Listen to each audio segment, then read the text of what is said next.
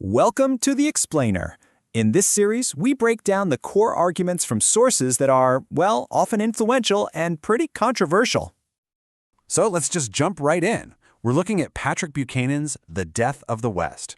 And it kicks off with this really stark quote, "Europeans are a vanishing species." I mean, wow, that's a quote from the London Times that the book uses, and it really sets a dramatic, almost apocalyptic tone, right?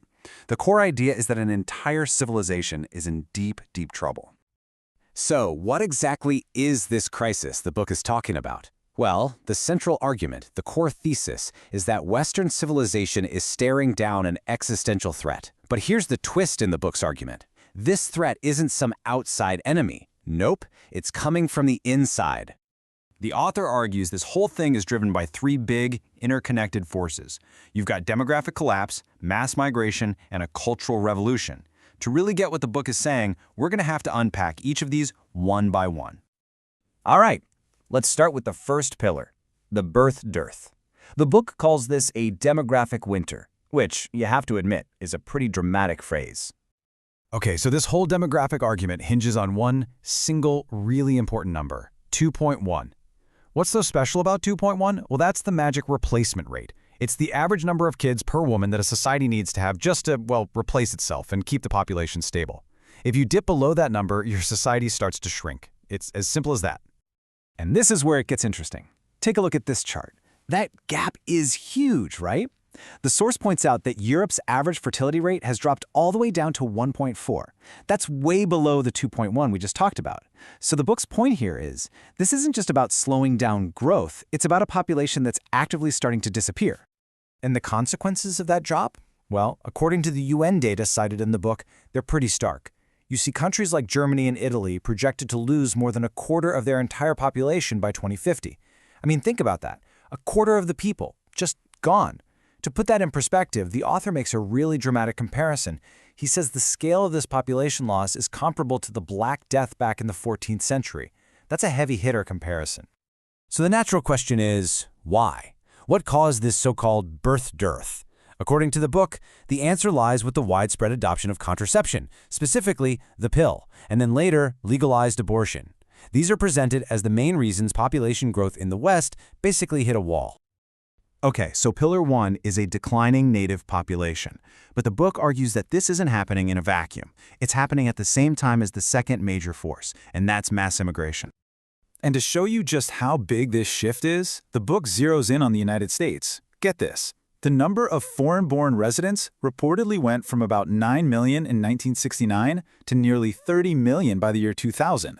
That's more than a threefold increase in just a few decades. Now, according to the source, this isn't just about numbers, it's about culture. The argument is that the whole goal has shifted. We used to talk about the melting pot, right? The idea that everyone assimilates into one common American culture. But the book argues that's been replaced by the salad bowl model, where the goal is for different groups to keep their separate identities. And this is presented as a major challenge to national unity. And to back this up, the book brings up concepts like la reconquista. That translates to the reconquest. It's described in the source as a belief held by some activists that the American Southwest should be, in a way, culturally and demographically reclaimed by Mexico. It's framed as an example of a new kind of ethnic consciousness that challenges the idea of a single national identity. The book then points to statements like this one, cited from a former president of Mexico, Ernesto Zedillo. The quote is used to argue that loyalties among immigrant communities are sometimes encouraged to stay with their original homelands instead of transferring to their new one. So, we've got these two massive trends happening at once, and that brings us to the book's biggest question. Why? Why are these huge demographic and immigration shifts happening? The answer, according to the author, is the third and final pillar, what he calls a cultural revolution. This is presented as the real root cause of everything else. So where did this cultural revolution come from? The book traces its intellectual DNA back to a group of thinkers known as the Frankfurt School. Now, these were Marxist thinkers, but with a twist. The argument is that they basically took Marxism and shifted its focus from economics to culture. And their main weapon, their main tool, was something called critical theory.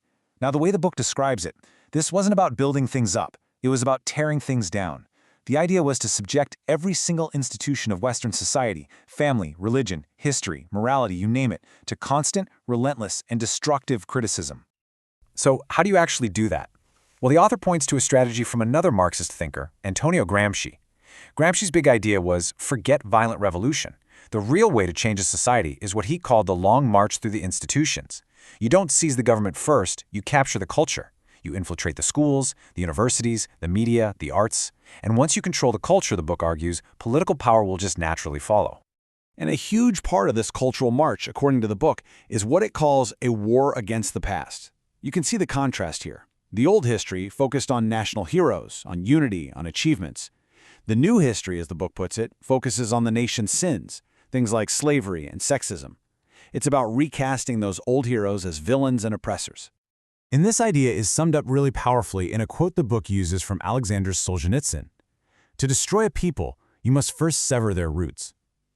The argument here is that when you attack a country's history and its heroes, you're not just rewriting textbooks, you're cutting the very roots, destroying the shared story that binds a people together.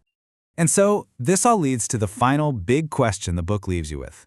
What actually holds a people together when its shared faith, its shared history, and even its populations start to disappear? The book presents these three forces, the birth dearth, mass migration, and the Cultural Revolution, all converging at the same time.